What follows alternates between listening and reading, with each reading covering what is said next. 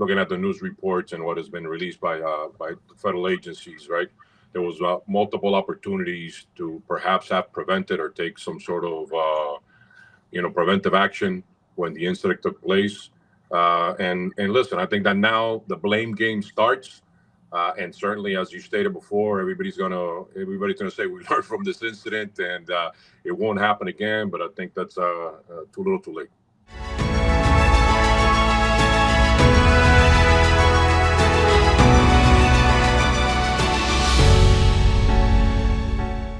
The attempted assassination of former President Donald Trump was unprecedented and one for the history books.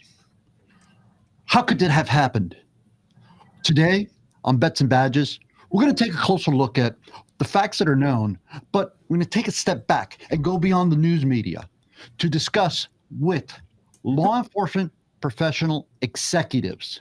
We want to take a look and get their perspective of what happened. I am Robert Asencio, and with me is my co-host, retired police chief, military historian, David Magnusson. How are you, Chief? Doing great. How about yourself, Robert? Oh, man, I'm doing great. But why don't you introduce your former colleagues and these top-level national law enforcement executives? Well, it is a high honor to talk about these two gentlemen, and I work with both of them for decades. So you have first former police chief, Miami Police Chief Jorge Colina, and you have current police chief, Miami Police Chief Manny Morales. Two great guys with a wealth of knowledge. Call them friends. And never get in the way of giving their opinion, a good, honest assessment of things. That's how I've got to know them throughout these years. So I suspect nothing differently today. Yeah, top American heroes. Absolutely, absolutely. Welcome, gentlemen. Thank you. So let's get into it, right? What do we know? We know that 6 minutes into former President Trump's rally in Butler, Pennsylvania, man, I get chills just talking about it. A sniper, a subject, took shots at him. I counted from the video about 8 shots, followed by 2 shots. One of which you see the president on TV. And by now, most people across the globe have seen the horrific scene of the president when he recognizes he's hit. His ear was struck. He goes down. Secret Service jumps on top of him. Snipers, counter sniper team, Secret Service counter sniper team takes the subject out immediately. Then security team, heroic acts. They take the president out of this area, the danger zone, after they confirm that the subject is down. But now the post-analysis, the post-incident questions come up, left to the FBI to answer because they're the investigators in this case now. How could this have happened? Gentlemen, what were your thoughts when this occurred? First, let's start out with Chief Morales. So, gentlemen, I think that I felt just about like everybody else did across the nation, perhaps the globe. How can this happen, man? And we have certainly had our share of dignitary protection details. Miami is a very popular destination for just about any candidate or sitting president. So we're well aware of the intense planning that goes into it, the meticulous execution of it. And you can only assume that something didn't go according to plan, right? That something there didn't work out. And from the limited information that we have and looking at the news reports and what has been released by federal agencies, right? There was multiple opportunities to perhaps have prevented or take some sort of, preventive action when the incident took place. And listen, I think that now the blame game starts. And certainly, as you stated before, everybody's gonna say we learned from this incident and it won't happen again. But I think that's too little, too late. What are your thoughts? We learned from the incident, but at this point in law enforcement, with the professionals, whether it's local police or Secret Service, we learned from it. We should have learned from it. We should have been ready. We should have been on the go. That these sort of things should not have happened. I mean, listen, if you're in a situation there where we're in Pennsylvania, you already have an elevated position outside, 100 yards, 200 yards tops outside the periphery of the responsibility of the Secret Service. Should that not have been extended to include that building? I mean, it's just there's a number of things here. And yes, you can Monday morning quarterback, but in football, that's what you do. You go in and you review the films immediately after and see where you messed up. Yeah. And for anybody to say at this point that somebody did not mess up, I mean, you got the ostrich syndrome. You put your head in the sand. It should not have happened. Yeah. And by the grace of God, and I say this very loosely, by the grace of God, our former president wasn't assassinated. Yeah. But by the same token, we had a firefighter, a family man, that was killed. So when you say the grace of God, I have a little bit of an issue with that, in the sense that somebody went there with their family to enjoy something, to enjoy democracy, and got killed. Yeah, exercise their constitutional right, right? To exercise their political freedom of speech, right? Or freedom of speech when it comes to political opinions. But let's turn it around. I'm sorry. Hold your thought real quick. Let's turn it over to retired police chief Jorge Colina, who has been doing the circuit, speaking to media about his thoughts of how to prevent this, how it occurred, what occurred. But I wanted to point out before we turn it over to you, Chief, that you are right, David. A firefighter, a father who was there in the audience was killed. He's 50 years old. He was there shielding his family. Also, 57-year-old David Dutch and 70-year-old James Copenhaver were shot. Chief, please add to the conversation. Let's talk about this. Let's open it up. Yeah, obviously incredibly tragic. Somebody goes out to enjoy a rally. It's not what you would think would happen, that you would be in danger, right? If you're going somewhere where there's this incredible amount of security, where it literally takes hours to even gain access to the open grounds, you'd think it's not possible. Just for the general public, right, that's listening in, and so they can have an idea of how this typically works. The Secret Service will go out way ahead of time, right, to the site, wherever it may be, and they do what's called an advance, along with local law enforcement. And they're measuring, where do we bring the president in through? Where do we leave? Where's the nearest hospital? If something were to happen, how do we get there? How do we get out? What are points of vulnerability, right? So they examine this. Where do we think that we need to make sure we shore up further? Where should we have a secondary perimeter? These are all things that are pre-planned. So it's not like you get there and you're kind of surprised by these buildings, an elevated position, limited access in and out. There is no surprise there. They know exactly what's out there. I can tell you what everyone else has thought. How do you not have someone on that roof? We don't know until there's an investigation. What was the thinking? Why wasn't someone put there? Normally, you clear an area, again, for the general public. I know you guys know this. You clear an area, and then you put law enforcement there. You sanitize it, and you keep it sanitized by posting law enforcement. You know what was interesting, Chief? Let me interrupt you, because I want to go back to what you were about to say. The Secret Service director, right, the current director, Kimberly Cheadle, said, statement's been released by her stating that the reason why that particular building where the shooter was perched or took the shot from was because it was elevated, and that it would have been a danger to law enforcement personnel. Angle roof, yeah. But the interesting piece is that when you look at where the counter sniper team was located, they were also on an angled roof. They were on the top of the angled roof. So you were going to say, Dave, that I interrupted you. Well, no, I was going to say that what you hear is, and we've had this speculation with the guy on top of the roof, the offender.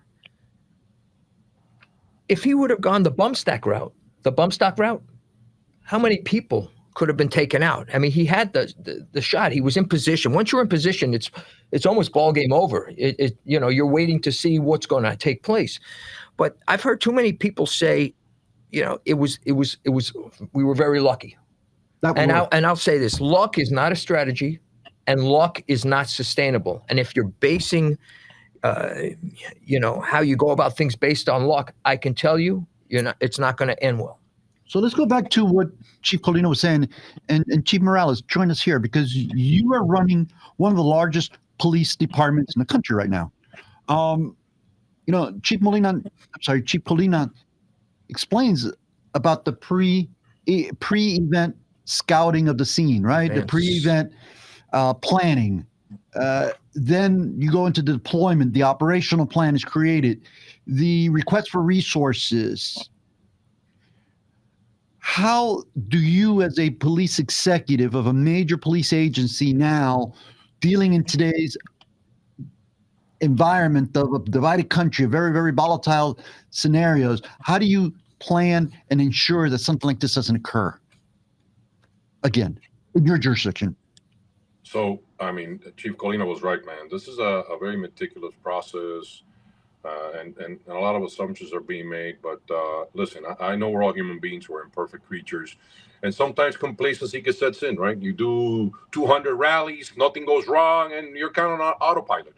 And in reality, there's certain tasks, there's certain missions that are so critical that you have to use that ultimate care every single time, paying extreme attention to detail. So we'll see, man. Some of the things that I find kind of troublesome will be like that duties and responsibilities are clearly delineated before you get there, right? What's the Secret Service going to do? What are the state agencies going to do?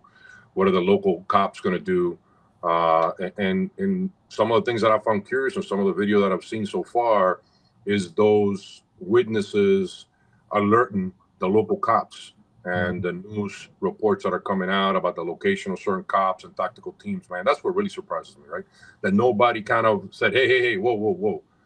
It doesn't matter what this is, whether it could be a press guy with a long range camera, whatever it might be. This is something out of the norm that we don't usually see here, and something that was gonna, trigger somebody's immediate alarm, and that didn't happen. So for me, that was a big surprise. Yeah, Chief Colina, you do training, right? You're now on the national scene doing consulting with all the law enforcement agencies across the country. Let me ask you, mindset, right? So it's reported that the subject was climbed a structure where apparently there was law enforcement in the building or nearby, and that at one point the subject, before taking the shots, is confronted by a law enforcement personnel, an officer, who, as it came out in parts of the news, and this little piece is coming out, so there's more details to unfold, but one of the reports is that the officer, when the subject turns towards the officer, points the AR-15 at him, the officer falls. Let's talk about the preparedness and the readiness of officers, with what headspace they have to be in when they confront a subject like that. And was it a green light to take that subject out at that point? Because we know it was not law enforcement. I think, it depends where you're at, right? So is there a green light? Absolutely. Somebody's armed, right, with a long gun. In fairness, I don't know the level of experience of those local officers, and I don't mean to sound critical of them. I truly don't know their level of experience. In Miami, the officers in Miami, even the ones that have a year and a half, 2 years on, they've experienced quite a bit already, right? They have a much greater sense of awareness of danger. They're in a urban area where there's always a lot at play, and there's a constant training, and there's a lot of experience there. So even the young officers have other people to rely on that are very experienced. I don't know what those officers typically come across. I don't know what their training is in Miami. Chief Morales, before he was the chief of police, he was the chief of our field operations. We had big events. He would turn in plans to me that were very precise. This is who we have. This is where. This is the people I'm bringing in. This is the time. This is who's handling this at these different areas. This is the level of expertise here. And we would discuss it at length, and, very confident in the people that are carrying out their missions. I don't know. I know Pennsylvania State Police was there. I suspect they have a little bit more experience. But I don't know the officers of that local jurisdiction, right? What do they normally do day to day? Was this, quite frankly, more than they're used to, trained for? And I don't know if they played in their head, if something were to happen, how do I react? Because in Miami, forget Miami, in South Florida, right? All the agencies here, this is a big area, and you constantly play that game in your head to help you survive. And I don't know that happened there. And it makes me wonder, right? Like Chief Morales was saying, I'm curious about that because I don't know what they typically experience there, but it should have been considered. If you're in an area that's somewhat rural, that they typically don't handle this kind of event, I think that should have been considered in the planning. If it wasn't, we don't know that. We have an added caveat here. We now know that the Secret Service had elevated the protections based on threats coming out of Iran that were kept, low key. They came out now. So that was with an elevated sort of mindset. But I want to add something here as well. And it's getting into a touch of historical context here. But when we say you learn from mistakes, I want to remind people of something. And there's about 10 different shootings, whether it's at presidents missing or hitting or people running, or including MLK, et cetera, or Robert Kennedy. But people lose sight of one instance that I think brings it home about preparedness and learning, or not for that matter. You had Gerald Ford in 75, where Squeaky Fromm, one of the Manson clan, goes up, pulls the gun, clicks. She never racked the one, and she was right there, never racked one in the chamber. All she kept saying is, why didn't it go off? Why didn't it go off? So, you learn from that, right?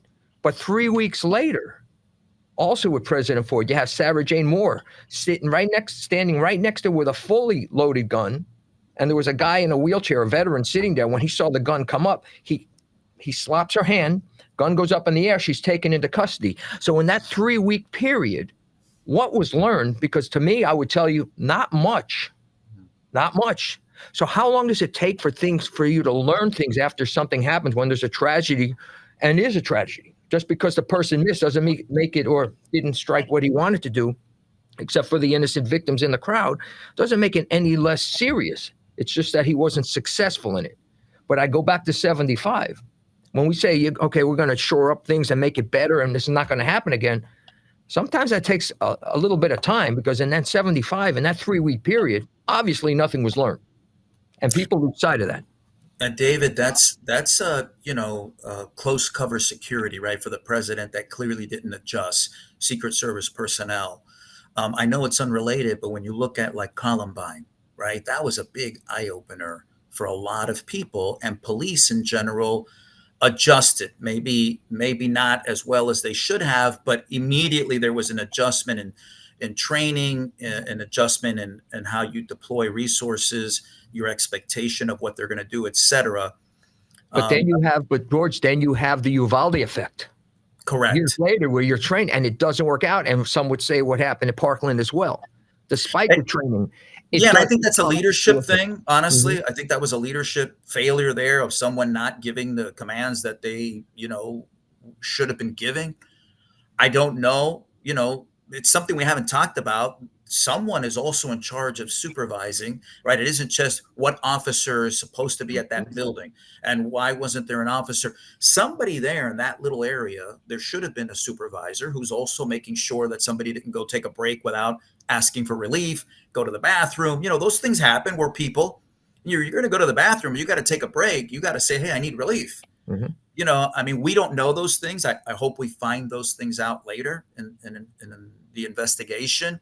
I think they're important factors, but I think ultimately there's probably failures at multiple levels here. And when that happens, man, you really leave yourself open for something as terrible as this to occur. So let me ask you this question. George, you bring up 2 great points. And I want to go back to the active shooter, because the National Threat Assessment Center was created founded after the Columbine incident. But you guys, both of you as police executives, man, what would you want to come out of this investigative report, this post-incident anatomy, if you will? For me, I honestly prefer just bluntness. I don't think you need to be ugly about it, but I think sometimes we try to be overly sensitive to people's feelings, right, and not sound like you're Monday morning quarterbacking. Nobody really likes that. But I think it's so necessary. And so I personally would like it to be blunt and not where you have to kind of read between the lines. Doesn't mean you have to be accusatory, but I think the failures need to be highlighted because it should become something that people then think in the future, about, hey, remember, let's make sure we don't blah, blah, blah. Manny, your thoughts? So for me, I would just want some clarity, right? Just to understand what actually went wrong. But I think that at the end of the day, you're going to see there was some sort of human failure. So for me and for our folks, I hope it offers a renewed sense of sensitivity and importance, right? Knowing that what we do is critical, it's high liability, and that there needs to be an absolute sense of vigilance at every event, every call, every sense, right? Not to fall into that sense of redundancy that you're like, man, I've responded to hundreds of domestic violence calls. That's the time you're going to get hurt. That's the time something's going to happen, right? When you get there and you're like, oh, not again. So I just want it to be that, a refresher to kind of focus our energy and our efforts back into putting the attention and the level of detail it deserves. You know what I find interesting here, and I think Chief Colina, you brought it up. You mentioned Columbine, and we talk about the active shooters. We just touched upon Parkland with the youth. Of the 10 or the 10 previous shootings at public figures, whether assassination or misses, Mm-hmm. this person here, Crooks, is the youngest of all of them. So you're talking about a 20-year-old who was hell-bent. We don't know them if there a political motivation, what his story was. Was he going to go active shooter? We don't know. Was it a one shot to take out the former president? We don't know that. Aside from Booth, he would be the only person that was not taken into custody to be able to be spoken to. And we do know what John Wilkes Booth's motivation was. So that's a give me. So there's a lot of things here we don't know, but what stands out is certainly the youth of the person. Now we know he had a voter's card, so maybe he had some civic responsibility when you say, I want to vote. Okay. And he registers to vote. That's nothing we should have. All our youth want to have that civic responsibility, but the youth and this mindset here to take such action, I think that hasn't been discussed enough, and it will be, I'm sure, moving down. It'll be psychoanalyzed and all, but that just jumped out at me. Yeah, but let's touch on what Chief Colina brought up, because you're right. Columbine was a defining period in our history, in our nation's history, and then since then there have been a number of other incidents. Mass casualty incidents, both in schools and in the public. But is this more about subjects wanting to make the mark, right? Their big mark by taking out many people. But is that what we have here? Because we have youth, we have somebody who fits the Secret Service profile of a active shooter, a loner, a young man who is bullied, a gun enthusiast, we don't know yet to radicalize him, how radical he was in his views and his thoughts, but we do know that the shots took out more than intended target. Chief, what are your thoughts on that? Is this more than an isolated incident? Is this part of what we see now is becoming norm in our society of mass casualty incidents? I think on time and the investigation will tell, right? To what level does the rhetoric that we have, the divisiveness that we have, the willingness of everyone to throw all types of outlandish conspiracy theories out there and take them for fact. So, I mean, I'm curious to see what the search of his phone and his home computer is going to reveal, and who he was associating himself with. And more importantly, I want to see if there were some red flags somewhere out there that this could have been prevented, right? Because we're all talking about, hey, man, once the guy is out there and he's already got the position, it should be game over, right? I mean, like Chief Colina said, once you get there and you establish that control and that access and that proximity, I mean, luck is not the strategy, like, as you mentioned. So I'm curious to see how that turns out and what kind of information is revealed. Yeah, and I think that Chief Morales makes an important point about some of the outlandish things that are being said, that some of the conspiracy stuff that's being said, that we all have to be really careful with what we hear. Because, for example, one of the things that I heard that I found appalling was that the SAC, right, the current Secret Service SAC, had no experience and came from Pepsi, right? Her previous job was at Pepsi.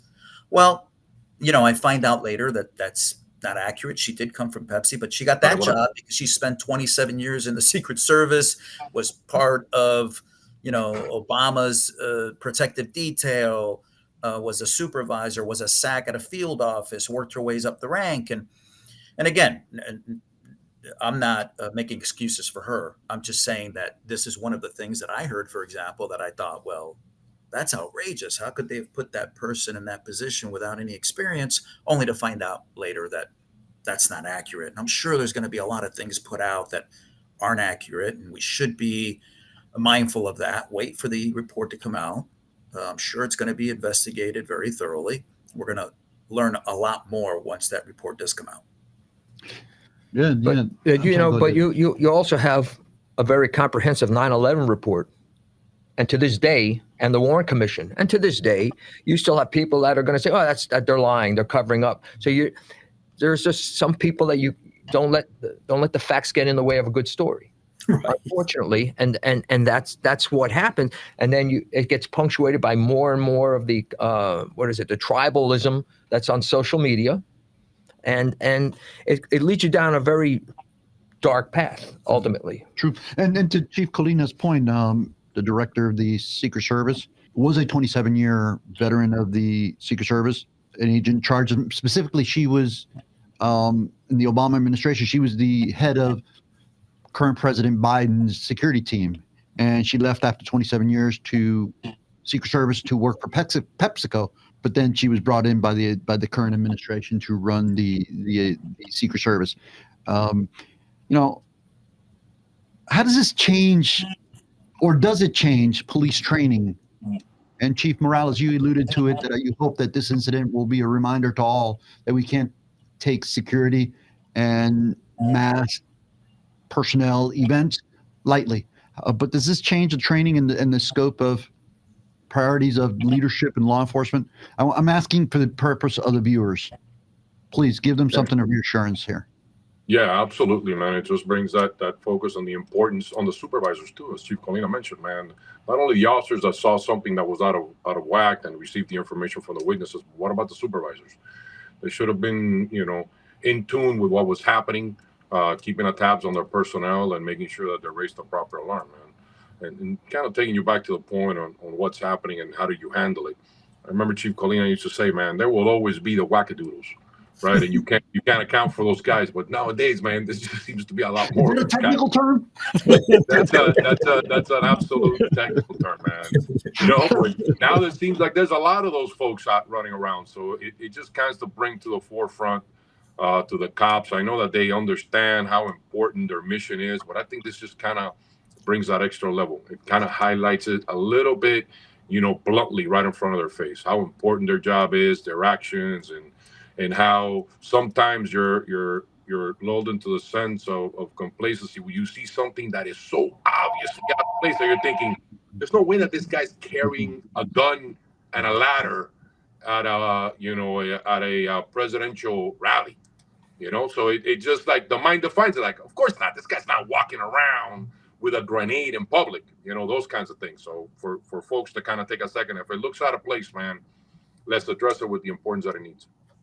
Let me follow up with this, Chief Morales. What's your thoughts on the scrutiny and sometimes constant scrutiny from the public, and maybe not so much in Miami per se, maybe, but across the nation in different pockets throughout the country, of their scrutiny of law enforcement? Does that affect it at all? What's your thoughts on that? I mean, listen, we have always lived with scrutiny. Maybe the last couple of years, man, it has been at an all-time high when you're looking at the criticism and the scrutiny that law enforcement's under, even though there's a greater level of transparency and communication than there's ever been, whether it be in person or through the social media outlets in regards to the departments sending out that information to the community. But that is what law enforcement is an incredibly unforgiving profession, man. You can do something right 1,000 times. The one time things go wrong, Everybody's going to jump up and say, you see, there it is. There it is. I knew those guys were no good. And the allegations start flying around. This is a conspiracy. This is a setup. It's an inside job. So, we live with that constantly, man. And some of us have become numb to it, but it's a very real threat to our profession. Chief Colina, what are you seeing nationally with respect to this issue? I think it's a great question, because unfortunately you have some people that do hesitate. They're afraid that they're going to be criticized, or why did you challenge this person, right? You may be worried to offend someone. In this specific circumstance, I can't imagine, like Chief Morales said, somebody's walking with a ladder who isn't dressed right in military or police gear, with what appears to be a gun. Nobody's going to be offended, right? If you take that person down, right? I don't mean shoot them, but I mean certainly get flat on the ground, let me see your hands, that kind of thing. If it turns out that it's a maintenance guy and he's offended, well, that's okay. Like Chief Morales says, hey, we're going to catch some of that, but at least we can go to bed at night knowing we're doing the best we can to protect people. But I do think, speaking in general, I do think that does happen sometimes, that the officers are a little worried, just because of the incredible level of scrutiny, of wanting to be as careful as they can be to not offend someone. And sometimes that does interfere with doing a good job. This has been another episode of Bets and Badges. If you wish to find us, you can find us on all local media, local podcast platforms, social media platforms under Bets and Badges, or join us on our website. New website just launched, a work in progress, betsandbadges.com. To the Millers, Miami Community News team, Rachel Brunch, at our producer behind the scenes, the Miller brothers, we can't thank you enough, and to you, the audience, couldn't do it without you. Look forward to speaking to you next time.